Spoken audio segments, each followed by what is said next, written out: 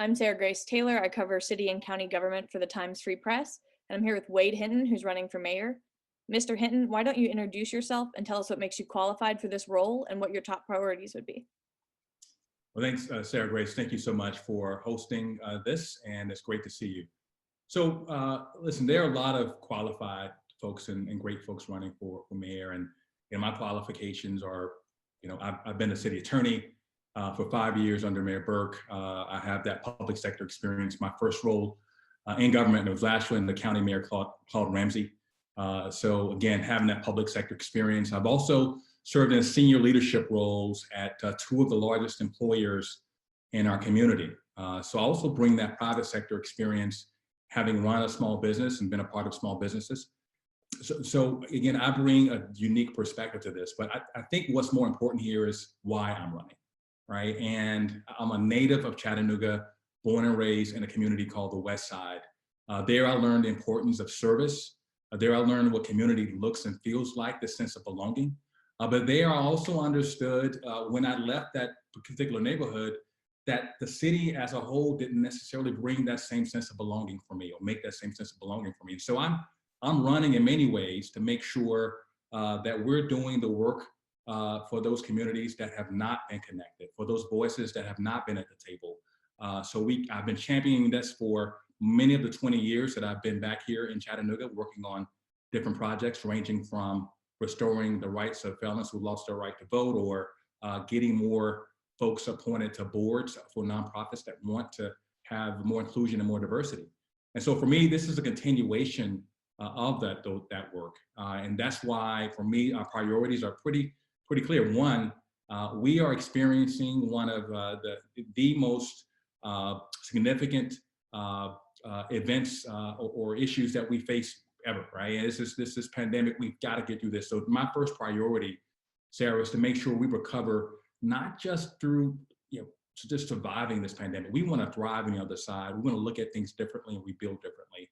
Second priority is, if we do that right, we're setting ourselves up for a more inclusive economy. And what I mean by that is getting back to my personal journey, understanding that we have a lot of Chattanoogans that have been left out and left behind. We've seen a lot of growth here, a lot of prosperity. We need to make sure there's more shared prosperity. That means good paying jobs, investing more in people.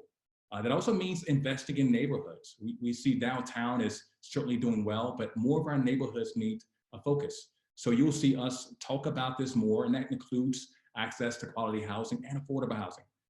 Certainly want to make sure we don't leave, we got to focus on our kids as well, whether that's through early childhood in the Office of Early Learning, which I was at the city when that was started, or our partnerships with Hamilton County Schools and the work we can do in partnership with them. And then lastly, I think we've got to reimagine public safety, right? I mean, we can talk about this in just a bit here, but those are the priorities that we want to lift up. But primarily it is to make sure that more Chattanoogans feel like this is the best town ever for them as well. Got it. So the first few questions will be about budget. The first question is that the city is estimated to lose $8 million in revenue due to COVID-19 in the 2021 fiscal year. As mayor, how would you balance a difficult budget in fiscal year 2022 or after, under the stress of COVID? Yeah. So I'm the only candidate that's running that's actually worked on a budget for the city. I've certainly been on the senior team with Mayor Burke and working with council, the only one that's been through that process. So I understand what it's like to confront challenges and having really a lot of interests that we want to try to address. This is unprecedented in many ways, right? This is us trying to make sure that we address not only issues related to keeping people in their homes, but also making sure our employees are taken care of.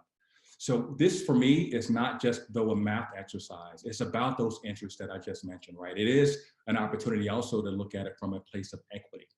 And if we're doing it that way, if we're doing it from a lens of equity, we know that we're going to touch more people, even touching our employees. And lastly, what I would say is, our BFO process, which I was a part of, the budgeting for outcomes process, it provides for transparency, it provides for accountability, but it also provides for an opportunity to be more innovative. And if we can be more innovative, we can look for more efficiencies and cost savings that I think will help us address some of these shortfall. As we near a year since the virus hit Chattanooga, businesses and individuals within the city are struggling due to COVID-19. How would you provide for those businesses and families hit hardest by the pandemic's economic impact? And are there any programs in place that you'd keep, or what other programs would you add? Thanks. Well, there is probably not a day that I don't talk to a Chattanoogan that is struggling in one way or another because of COVID. And it could be that it's a small business that we read about that's closing, someone that has been laid off, or that grandparent, like my mom, can't get to her granddaughter, right? So we have all are impacted in many ways by this pandemic. So I'm the only candidate that I think has released an actual COVID recovery plan that actually details how we would address this issue. And I'll tell you, there are a couple of priorities in the framework that we would have in that plan. But namely, we're going to first create on day one a COVID recovery director. That person will be charged with looking at all of the programs that are out there, but also making sure we have the partnerships and collaboration across this community that's really needed. That means working with stakeholders like Hamilton County and Mayor Coppinger and his team, but also working with a lot of the foundations in the philanthropic community and nonprofits that are doing the work on the ground. What I envision with the programs that we would roll out to help support small businesses and individuals would be, one, making sure we're continuing to provide grants to our small businesses and look for even more opportunities through our industrial development board, or bringing, again, more of our foundation partners together to help us provide some additional sources and funding. Additionally, we've got to make sure we're keeping more people in their homes. So we would work with our partners again, and hopefully we'll see some relief that comes from the federal government to address this issue, that we can again provide rental assistance. But I think one of the things that we've got to also be very careful about or be mindful of is we have a lot of folks that have lost their jobs. So some of those jobs, if we're being honest, may not come back. So what investments do we need to make for upskilling, reskilling those individuals for jobs that should be next for them, right? And so we've got to look for those opportunities, and that means working with the chamber, working with a lot of our partners at Chat State, using our community centers as a place, or YP centers as a place for retooling folks. That's how we're thinking about it. That's what we're looking at. In addition to the other work, of course, when it relates to childcare and supporting our small businesses in that aspect too, which are, by the way, great small businesses. Thank you. One more budget question. Paving and transportation consistently rank at the top of citizens' concerns, according to studies done by the city annually. What transportation or infrastructural goals would you have if elected? Yeah, so as the city attorney, I literally sat my office was next to the claims department. So people would call in, and I would get the claims analysts would come in and ask me about, well, we had someone who ran over a pothole. They were filing a claim. So I'm very familiar with some of the challenges and issues around potholes.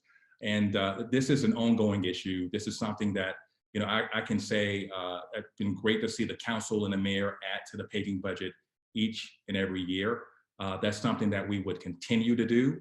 I know we have a lot of interest, but that's something that we would want to make sure we're supporting. I would say that, this first year may be a bit of a challenge. We want to, again, make sure that people are in their homes.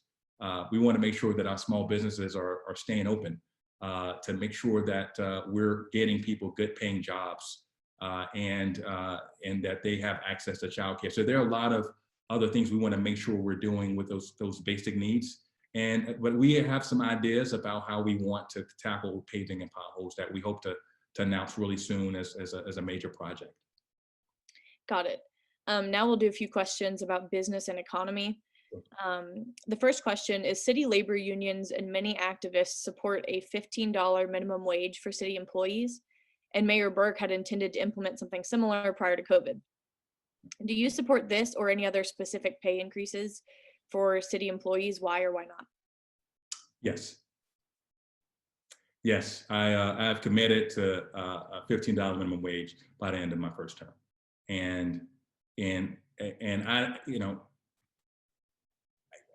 hope I don't have to explain to folks why this is important, right? These are our employees. We've got to make sure that we're taking care of them.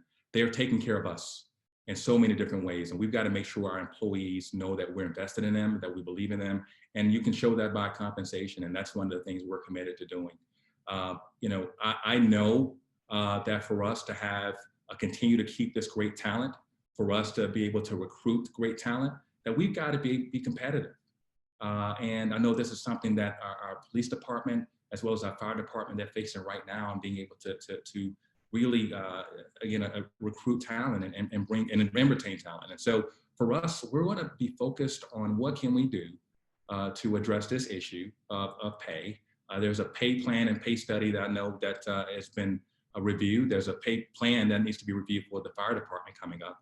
We'll make sure we're reviewing that. But Sarah, you should know that's something that's going to be a key priority for us, and the employees should know they're going to have a mayor that's committed to making that happen. Got it. In 2019, 40% of Chattanooga's households were housing cost burdened, meaning that they pay more than 30% of their income for housing and may struggle to afford other necessities. How would you address affordable housing as mayor?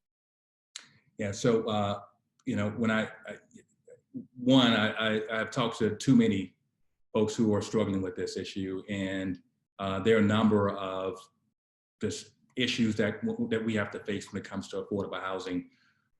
One of the first ones is we need an actual strategy. We know that the city has already done some good work to start the conversation.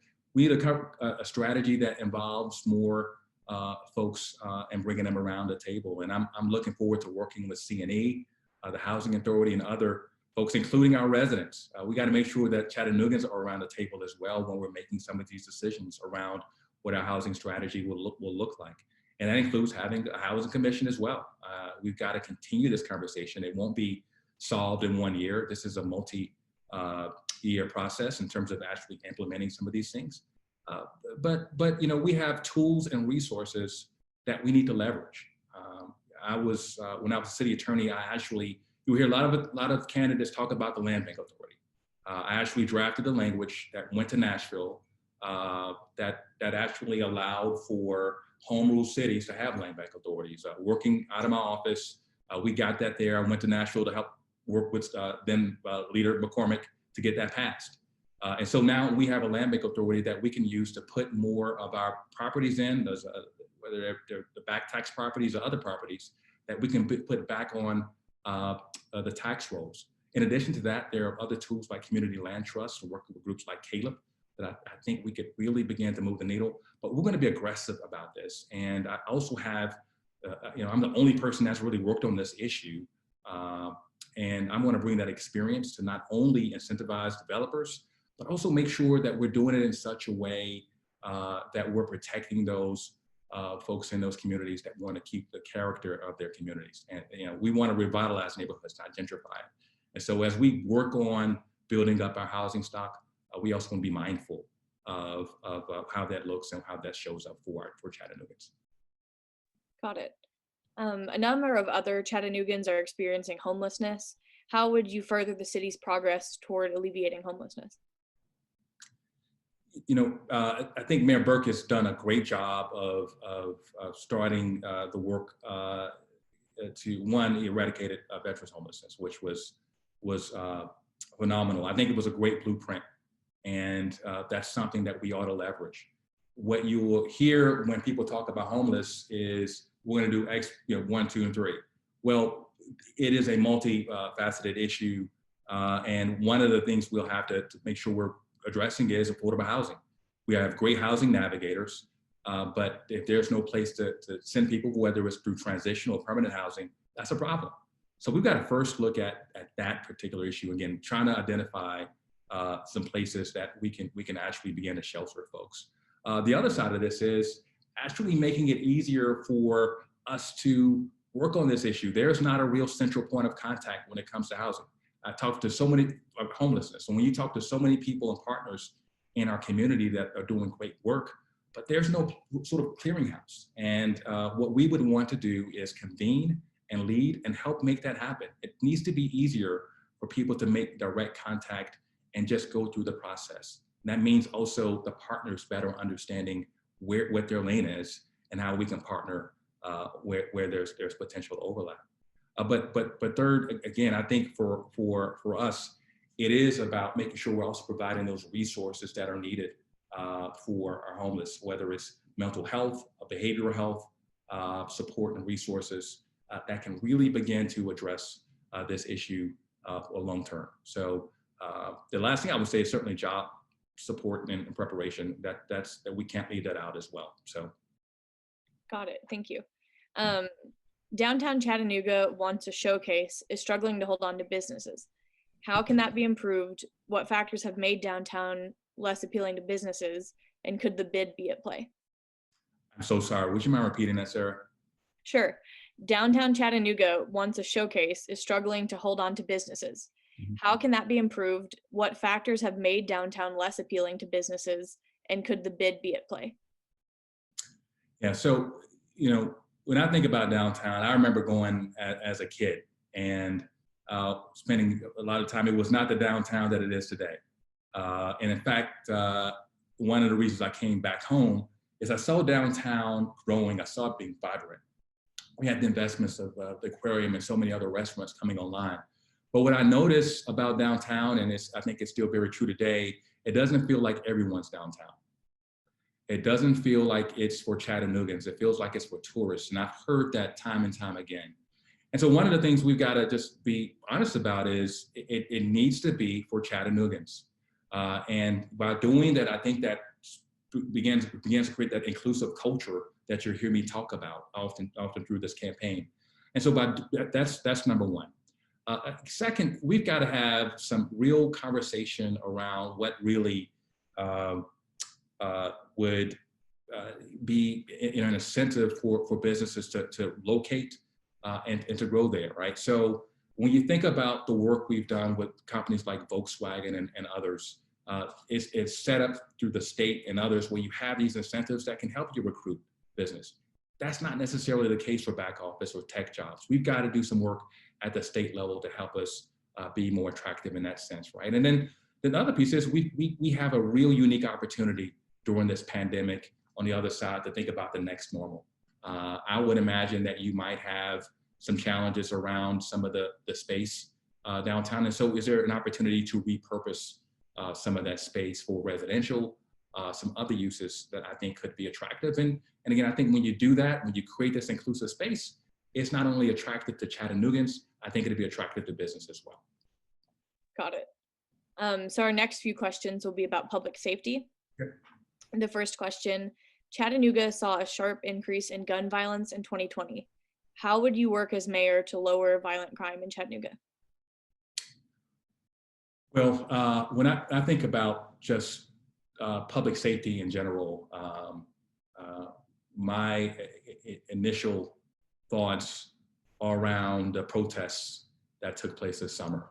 And I immediately began to get a little upset because I think about what we all saw, which was the murder of George Floyd. And I saw the image. I could not watch the video because it just is something you can't unsee. And what I felt, what I think Americans felt, what I think Chattanoogans felt was a sense of frustration with law enforcement. And this is something that, again, for me is personal. Also, though, will tell you there's nothing that gave me more comfort when I was a victim of a crime to have officers show up and at the scene and help really secure the area. And so for me, this really is about reimagining public safety, right? This is really taking a step back and saying, all right, can we do things differently? And what I would first say is we can't continue to do the same things that we've been doing and expecting different results. That means our officers can't be all things to all people. They can't be, for example, mental health workers, right? That can't be the case. So we've got to make sure we're providing support and resources to go alongside them to provide the support that really is getting at the issues that are needed.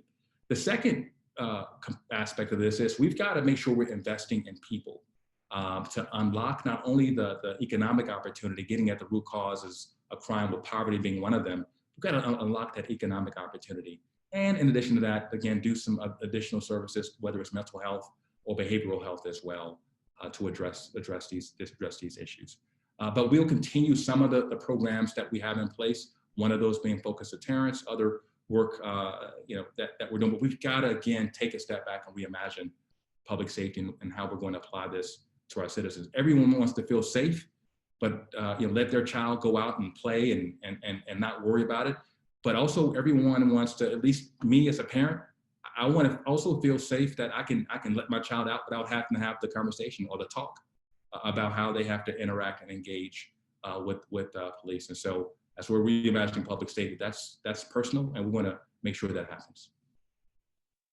Kind of along those same lines, the next question: activists spent this summer protesting police brutality across the country and in Chattanooga, demanding defunding or divesting from the police.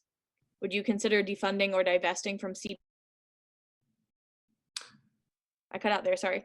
Would you consider defunding or divesting from CPD for reform? In what other ways, if any, would you consider law enforcement reform? Yeah, so I kind of touched on some of this, and what I would say is, again, we can't keep doing the same thing. We've got to do things a little differently. And I'm a big believer in, I grew up in a community where that neighborhood believed in me. They believed I was smart. I had the audacity to believe them.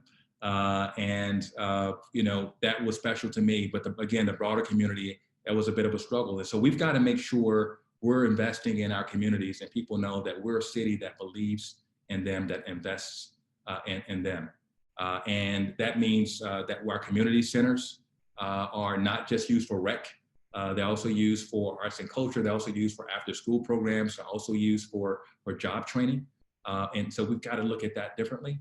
That for me also means that we're working internally with our officers to provide, whether it's implicit bias training or if it's also having a true strategy around how do we diversify our force.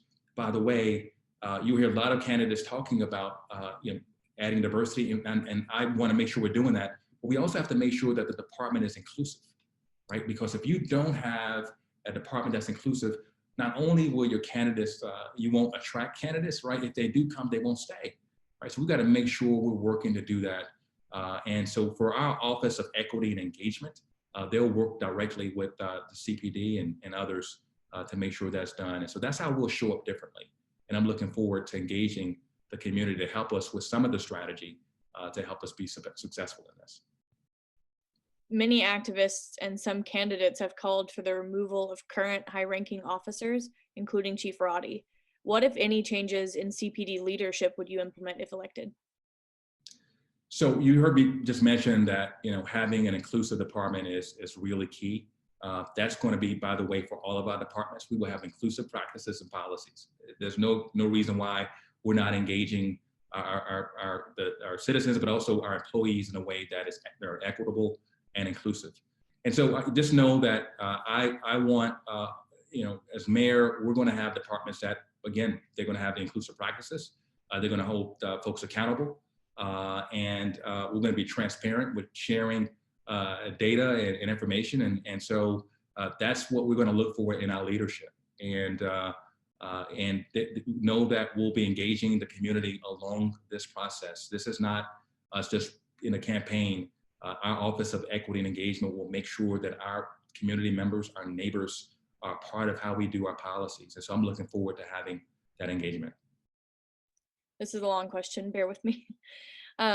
Many have questioned the conduct of activists given vandalism, disruption to businesses, and confrontations with police, while others have criticized law enforcement for restricting access to public areas, surveillance of activists on private property, and the nature of some arrests. If similar unrest to what happened this summer came up during your term as mayor, how would you weigh restrictions for activists and police presence? What would you have done differently? Well, you're asking a lawyer that question. And as mayor, and I give you the "it depends" question, right? But in all seriousness, I know that was an issue that has come up.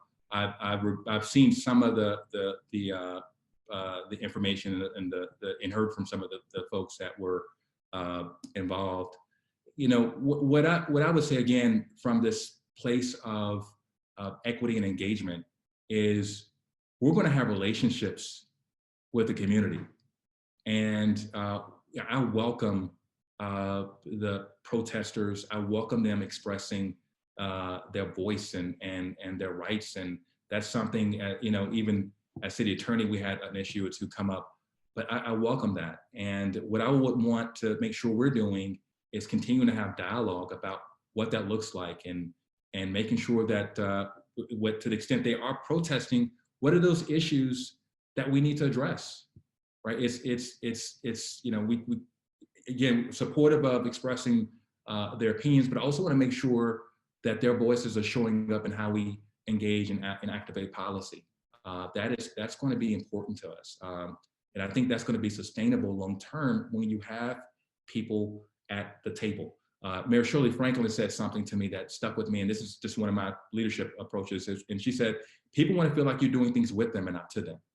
And just know, to anyone watching, that you're going to have a mayor that's going to work with you, that's going to partner with you, and that your voices will show up in the work. I did that as city attorney. I think many citizens will tell you that they felt heard. And the same thing will happen with those who protest and want to share issues with us. Thank you. So the last few questions are just kind of miscellaneous questions.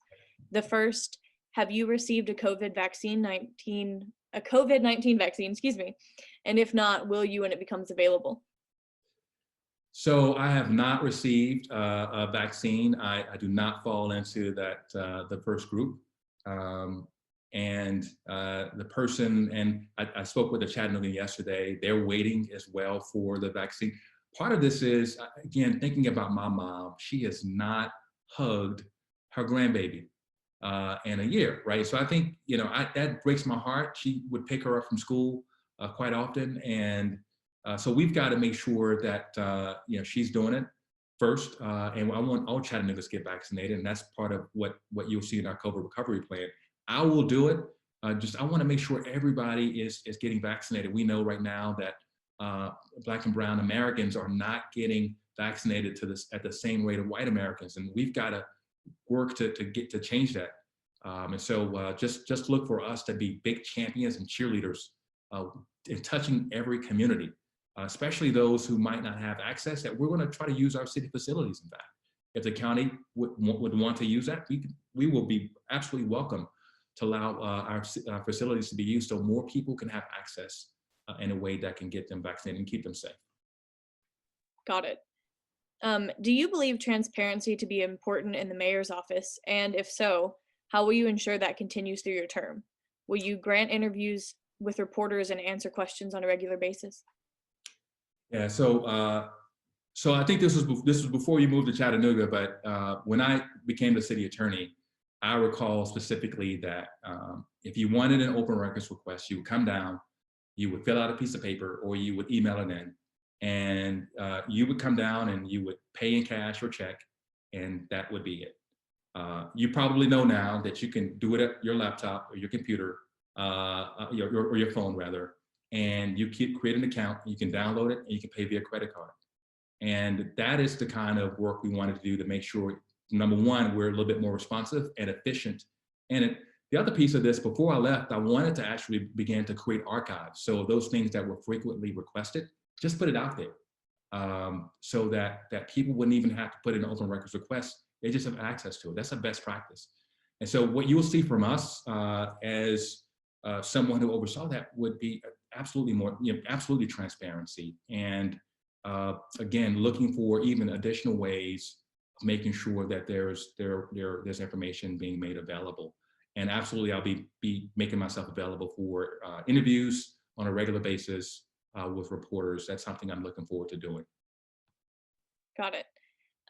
What should the relationship between the mayor and city council look like, and how would you cultivate relationships with the new city council?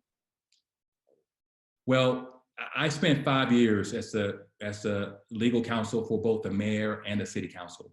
So I had to build relationships with every member of council and speak to their particular issues that were important to them and try to identify what those needs were. I did it from a legal perspective and sometimes policy issues.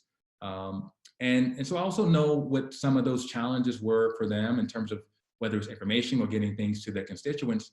So I walk in with that added experience and background of being able to sort of meet their needs in some ways, right? So I'm going to, what they'll see from me is a mayor that's going to go to their districts and do a town hall with them.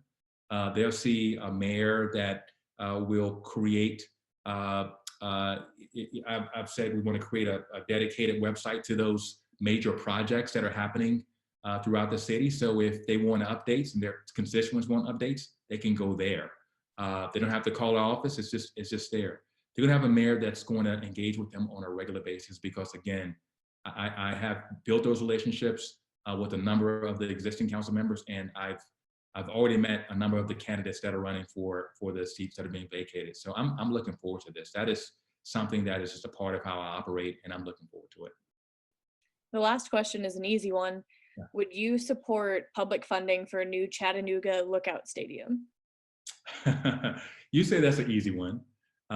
Thank you for that. So, listen, I was, as city attorney, I had to deal with a number of different issues. Look at the lookouts were one of them, and this it has meant so much for our community to have lookouts. I'm so glad that Major League Baseball didn't remove Chattanooga as one of the teams. And so what I would say is, yes, we certainly want to look at how we can continue to support the lookouts. We want them here. And it is something that I would work with Jason Fryer and his team to figure out what's the best way for us to make sure you're here and growing and thriving and continuing to be an attraction for our city.